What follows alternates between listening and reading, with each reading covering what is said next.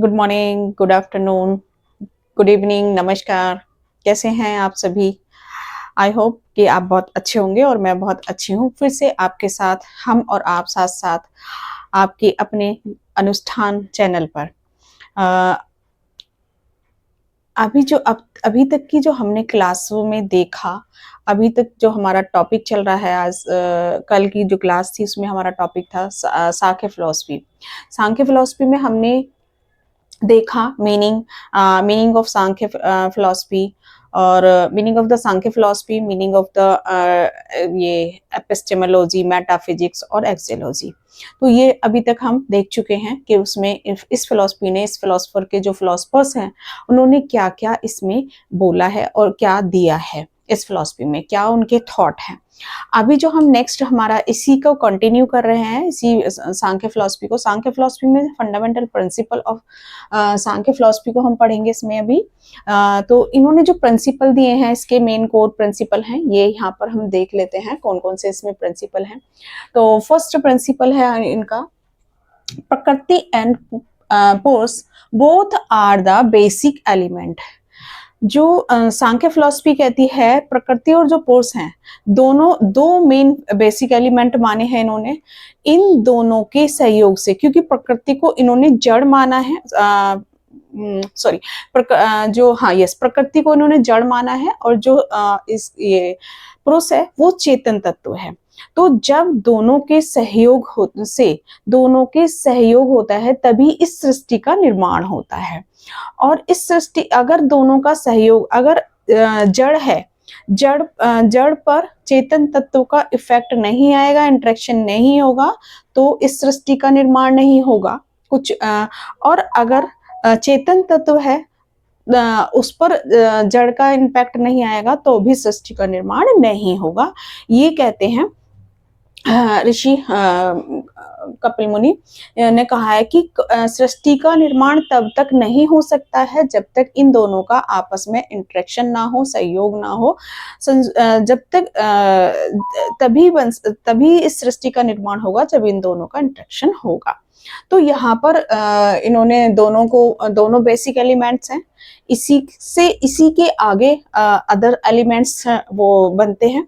तो next element इसका है, force has independent existence and it is many। Force जो सोल है, इन्होंने जैसे कि दोनों को ही बोला है, जो प्रकृति है और फोर्स है दोनों ही एक इंडिपेंडेंट सत्ता है अपनी। तो यहाँ पर फोर्स क्या है, अलग अलग है। वो पुरुष जो है किसी का अंश नहीं है, जैसे परमात्मा का अंश नहीं है, यहाँ पर उसकी इंडिपेंडेंट सत्ता है और वो एक अलग है। हर मनुष्य में अलग अलग सोल है। तो इसीलिए जो ये फिलॉसफी है इसको अनेकांतवाद भी कहा गया है, क्योंकि डिफरेंट सोल हैं सभी में। तो इसलिए इसका डिफरेंट अपनी एग्जिस्टेंस अलग है इसकी। तो नेक्स्ट है, this creation is created by the combination of force and प्रकृति। जैसा हम बता ही चुके हैं पहले भी, जो इस सृष्टि का निर्माण हुआ है वो दोनों के कॉम्बिनेशन से हुआ है। विदाउट दोनों का कॉम्बिनेशन अगर नहीं होगा, पुरुष और प्रकृति का, तो इस सृष्टि का निर्माण भी नहीं होगा। तो इसके दोनों के योग से हुआ है और इसकी अपनी अलग सत्ता है, अपनी अलग अलग, दोनों की अपनी अलग अलग सत्ता है। ये अपना इंडिपेंडेंट है, ये अपना इंडिपेंडेंट है। तो यहाँ पर चलते हैं नेक्स्ट में। नेक्स्ट है, man is the combination of पुरुष एंड प्रकृति। जैसे कि मैन सृष्टि तो है ही, अब सृष्टि के आगे जब जो मैन है, जो ह्यूमन है, वो भी इन दोनों के कॉम्बिनेशन से ही बना है। जब इन दोनों का सहयोग होता है तो उसी के कॉम्बिनेशन से ह्यूमन का भी बनता है। ह्यूमन भी इसी के दोनों के योग से बना है। इसमें क्या है, ये कहते हैं कि जैसे कि मैंने ये बताया था कि ये जन्म मरण को मानते हैं कि अगले जो आगे जो हमारे कर्म फल होते हैं, जो हमारे कर्म होते हैं, तो वो हमारे जो क्या ना सूक्ष्म शरीर पे एकत्रित होते रहते हैं, ये सब मानते हैं।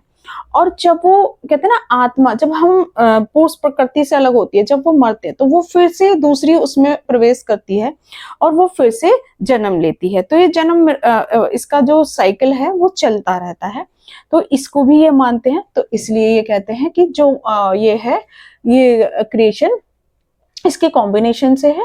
नेक्स्ट है the develop of man depend on both his inanimate and animate elements. Sankhya philosophy कहती है कि जो मनुष्य है वो दोनों ही जो जड़ तत्व है और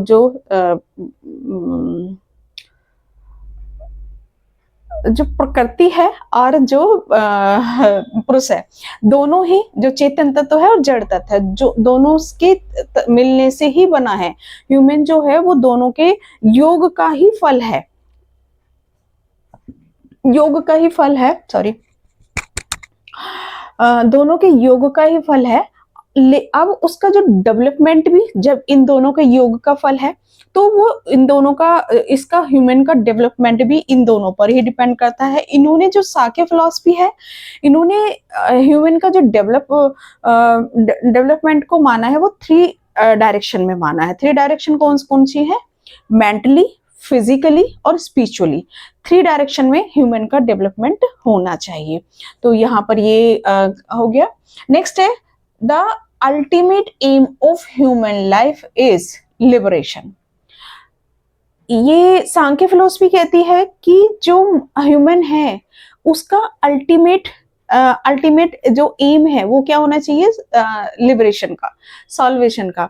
तो ये कहते हैं कि क्योंकि ये जो वो है संसार है, जो ये यहाँ पर जो मनुष्य आया है, तो ये दुख में संसार है। यहाँ पर हम दुखों को भोगते हैं। क्या भोगते हैं हम? तरह तरह के टाइप्स के दुखों को भोगते हैं। तो अब ये क्यों भोगते हैं? मतलब जब जो वो है पुरुष है, जब पुरुष प्रकृति के कार्य को अपना मान ले, है ना, जब कहते हैं ना बुद्धि अहम, जो क्या बना, बुद्धि से महत बना, महत से बुद्धि बनी, बुद्धि से अहम बना और अहम से जो तन मात्राएं बनी, तो जितनी भी हमारी वो चीजें बनी है, तो जब हम कहते हैं ना, हाँ, वो अपनी चीज को वो मान लेता है कि बुद्धि और ईगो और ये सब चीजें जब आ जाती हैं, तो पुरुष अपनी वास्तविकता को छोड़ देता है। जब पुरुष जो है अपनी वास्तविक स्थिति को नहीं पहचानता है, तब ये लिबरेशन प्राप्त नहीं हो सकता है। और अगर वो पुरुष अपनी ही उसमें रहता है, वास्तविकता को जान लेता है, जब जो ह्यूमन है अपनी वास्तविकता को जान लेता है, अपना आप को पहचान लेता है, तो उसे सॉल्वेशन प्राप्त होता है। वो पुरुष से, प्रकृति से अलग होना ही सॉल्वेशन है, मोक्ष की प्राप्ति है।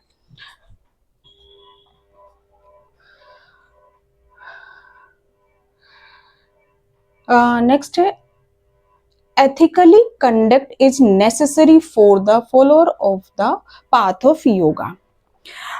यहाँ पर ये कह रहे हैं कि योग जो मार्ग है, योग मार्ग के लिए नैतिक आचरण, जो योग मार्ग है उसे अपनाने के लिए, उसे करने के लिए हमें जो नैतिक आचरण बहुत जरूरी है।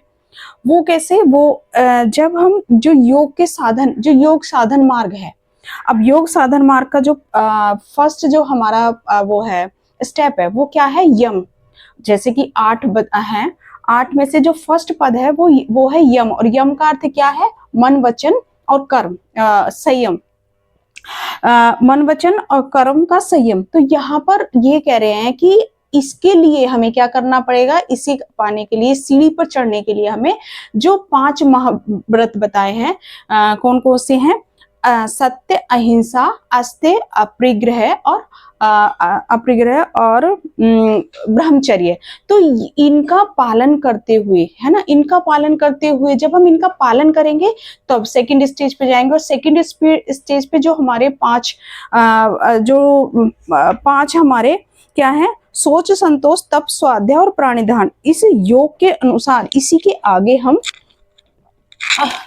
हमें इन सब का पालन करना होगा, तभी ये सारी क्रियाएं हम इसमें जो अगली पद हैं योग की, उन तक हम पहुंच पाएंगे। तो ये यहाँ पर ये कह रहे हैं, नेक्स्ट है wisdom is necessary for the solvation. मतलब ये कहते हैं कि जो पुरुष और प्रकृति है, पुरुष और प्रकृति का ज्ञान कैसे, उन दोनों का ज्ञान बहुत जरूरी है। हेलो, हाँ भाभी, ठीक ठीक ठीक।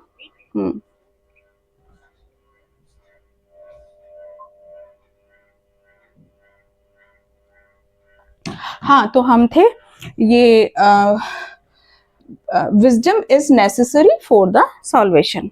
ये कहते हैं कि जो मुक्ति के लिए विवेक ज्ञान, मुक्ति के लिए विवेक ज्ञान जो पुरुष और प्रकृति है, पुरुष और प्रकृति जो है, इसका ज्ञान बहुत जरूरी है, तभी हम सॉल्वेशन की प्राप्ति कर पाएंगे, तभी हम क्या ना सुख दुख को से अलग हो पाएंगे और कर्म भोग से मुक्त हो पाएंगे। तो हमें इसका दोनों का ज्ञान, अलग अलग ज्ञान बहुत जरूरी है। चलिए नेक्स्ट है the path of yoga is necessary for the wisdom of knowledge. ये कह रहे हैं कि सांख्य क्या कहता है, विवेक ज्ञान के लिए योग के जो साधन इन्होंने बताए हैं, जो हम विवेक ज्ञान हम कैसे लेंगे, जो इन्होंने 8 साधन बताए हैं, कौन से, यम नियम आसन प्राणायाम प्रत्याहार धारणा धारण और समाधि, इन्होंने इसको आवश्यक माना है। तो हम तभी इसकी इस तक पहुंच पाएंगे, तभी इसकी नॉलेज ले पाएंगे। तो ये थे आज सांख्य फिलॉसफी के, सांख्य दर्शन के principle, fundamental principle of Samkhya philosophy. तो ये आपके आज यहाँ पर हमारे कंप्लीट हो गए हैं इसके जो फिलॉसफी के प्रिंसिपल्स हैं। तो चलिए आज के लिए इतना ही।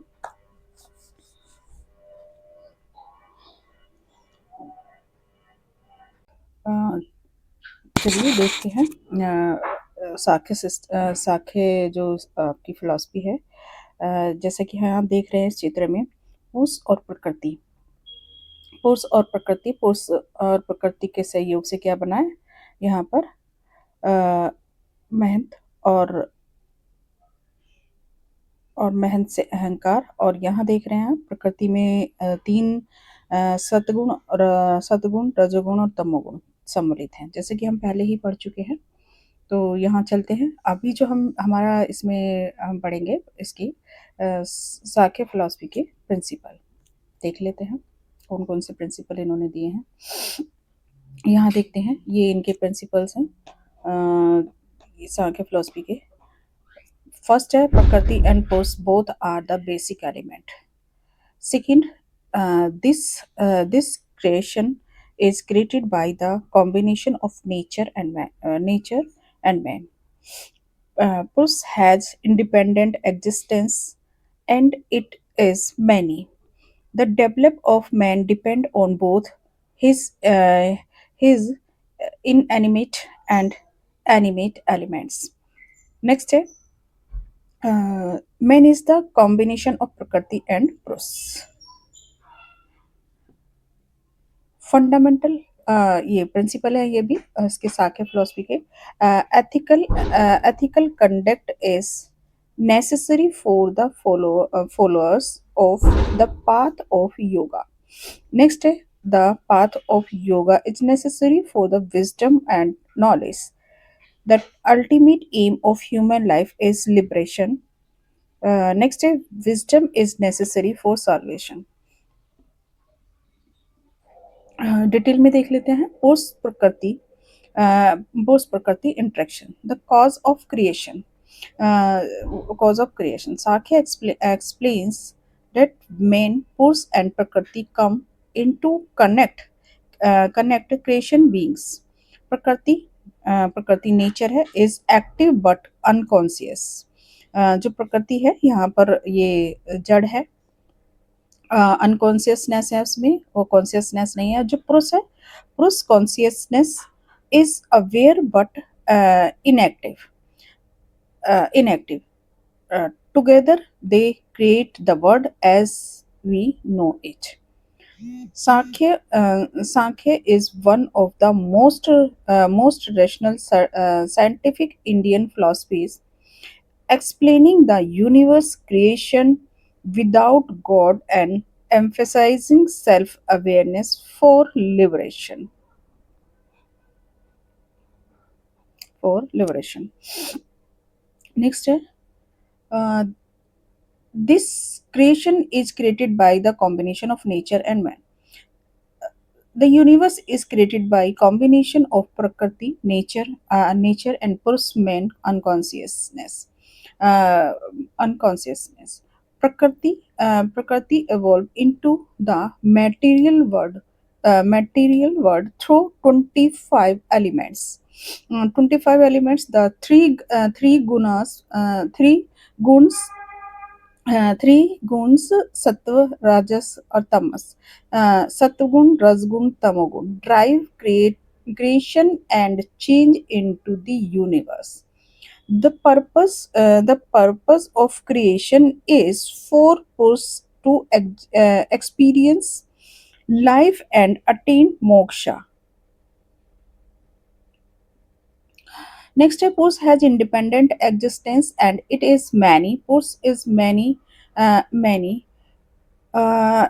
infinite individual souls.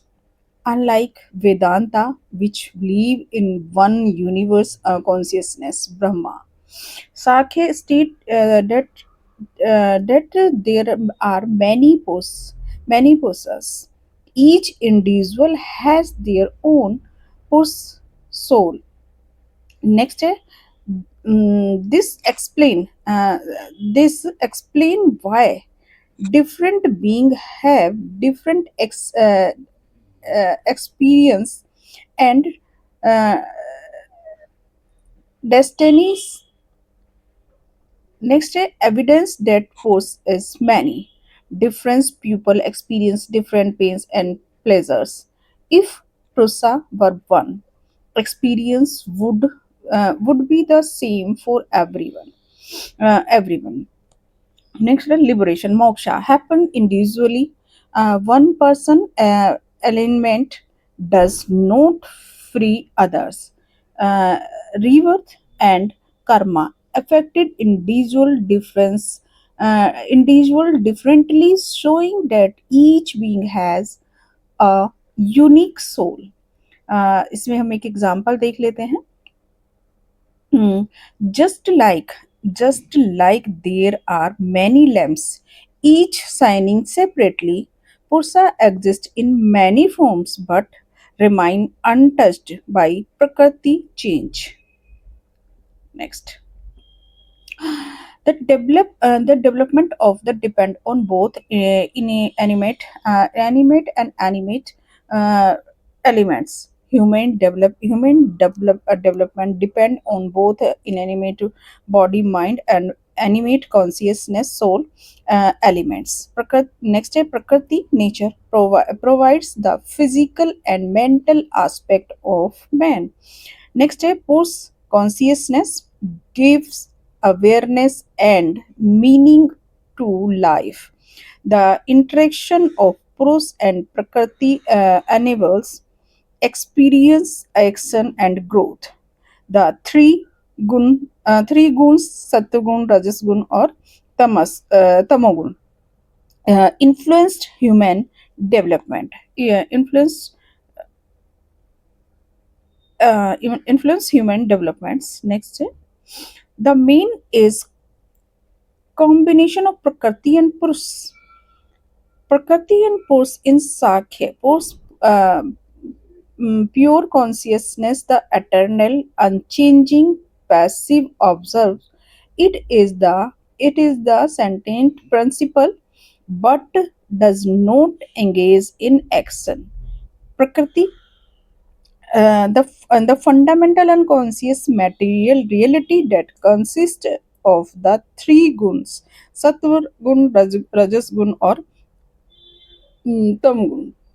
It is dynamic and responsible for all changes and activities in the universe. Man is a combined both of both the body, mind, and intellect areas uh, arise from Prakriti. Prakriti. Uh, Next, the self-awareness of consciousness come from Purus. Next, when Purus interact with Prakriti, life and experience manifest. Liberation moksha in Sankhya Sankhya philosophy में जो मोक्ष के लिए क्या बोला गया है suffering arises because miss force mistakenly can'tly identifies with prakriti liberation liberation occurs when Puruष realize it is separate from prakriti and remind remains as a detached witness. This dualistic framework of force and prakriti is one of the core principles of the classical Sankhya Darshan as expounded by Kapil.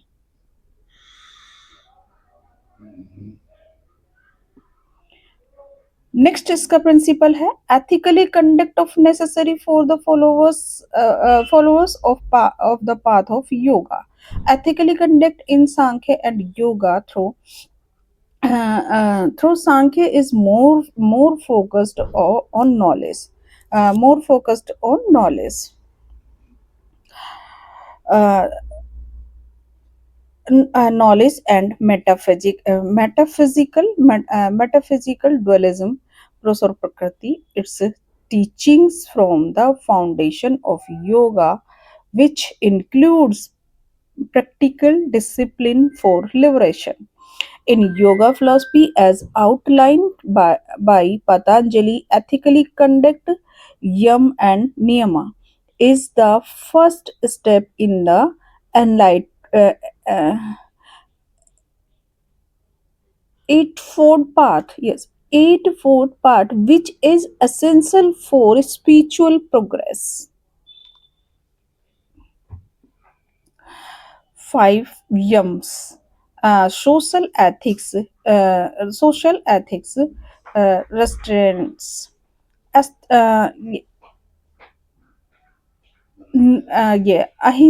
yeah, ahimsa, aste ahimsa, as non-violence, ahimsa, avoiding harm to any living being in thought, word, and action. Next is satya, truthfulness, speaking and living in truth.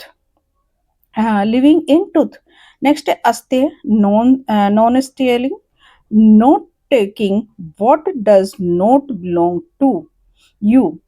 Next brahmacharya control of desire and disciplined livings. uh, aprigraha no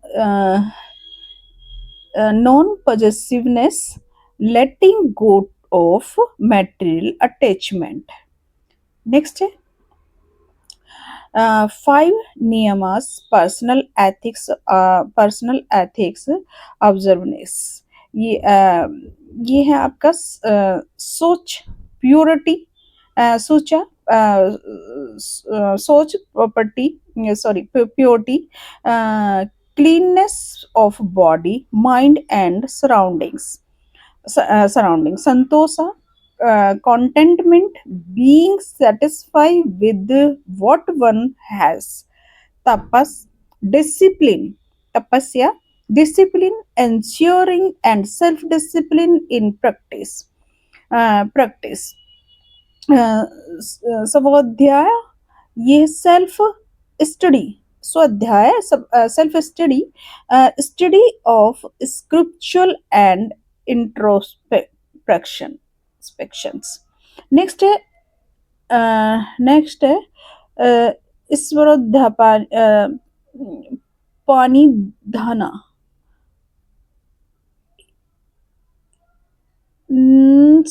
ये है surrender, एक मिनट। नेक्स्ट है the path of yoga is necessary for the wisdom and knowledge. First point है mind purification. Ethically conduct yam or niyam in yoga removes uh, distraction and impurities, allowing clear understanding. Next, uh, consultant and medicine. Consultation and medicine through dhyan medicine one develop one pointed focus to attain true wisdom. Next, direct experience of reality. While Sankhya provides theoretical knowledge, yoga allowed direct realization of force as distinct from prakriti. Next, overcoming suffering through self and uh, detachment. Yoga help in alignmenting ignorance, the root cause of suffering. Next, Patanjali Yoga as practically extensions of Sankhya. Sankhya provide the knowledge, intellectual understanding of reality. Yoga provides the means, meditation, self-discipline, and direct experience. Direct experience. Next step, final goal, both lead to Kevalya liberation, where one realize the pure independent nature of process.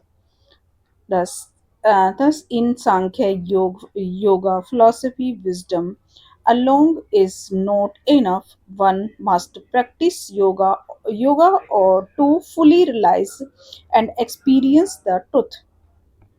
Next है the ultimate aim of human life is the liberation. Concept of liberation kevalya in Sankhya. Humans suffering arise because force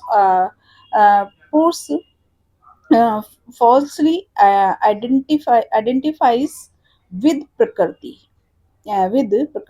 experiencing pleasure, pain and bondage. Uh, true knowledge is the realization that Prusa is separate, unchanging, and independent from Prakriti. When discrimination is perfect, the cycle of birth and rebirth and leading to Kevalya, absolute freedom and isolation of us from Prakriti. Next है how liberation is achieved. Uh, आप liberation को कैसे achieve करेंगे तो right knowledge understanding that force is pure witness and different from Prakriti, which is ever changing. Dispassion, detachment from worldly pleasure and suffering. Next, overcome ignorance. Ignorance cause uh, bondage and knowledge destroy it destroys it. Next है prac- practice of yoga. Yoga as Samkhya influence yoga जो योगा है वो जो सांख्य दर्शन है वो योगा से influence है yoga provide meditation and discipline to directly experience true nature next Wisdom is necessary for salvation. According to Sankhya philosophy, wisdom alone with the key to liberation. No ritual, devotion, or external action are required. Only through knowledge does one attain Kevalya, absolute freedom. Where prasa exists in its pure independent state beyond suffering and rebirth. Suffering and rebirth. तो ये था Shakya philosophy. तो आज के लिए इतना ही। फिर से एक बार रिपीट कर रही हूँ, @ANUSHTHAAN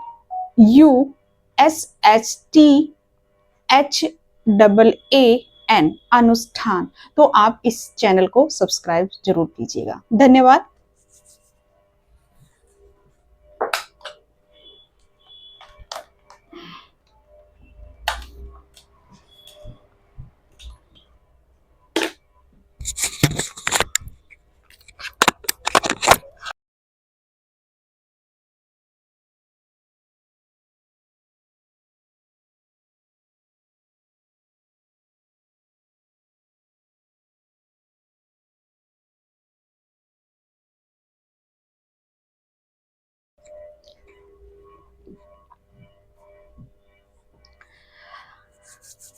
आई होप आज की क्लास आपको समझ आई होगी।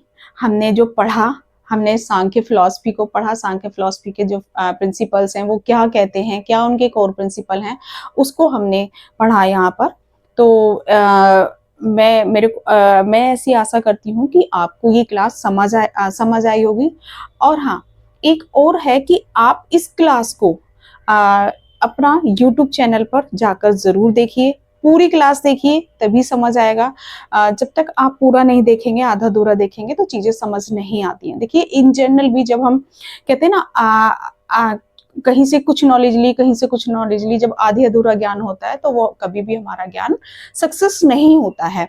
इसीलिए आपसे मैं कहूंगी कि जो भी मैं यहाँ पर पढ़ा रही हूँ, चाहे मैं यहाँ बोर्ड से पढ़ा रही हूँ, चाहे मैं पीपीटी के थ्रू पढ़ा रही हूँ, उसकी आप पूरी क्लास देखिए।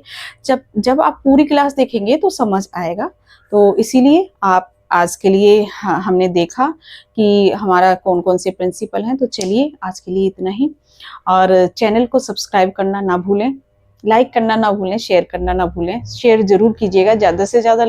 फिर से एक बार रिपीट कर रही हूँ,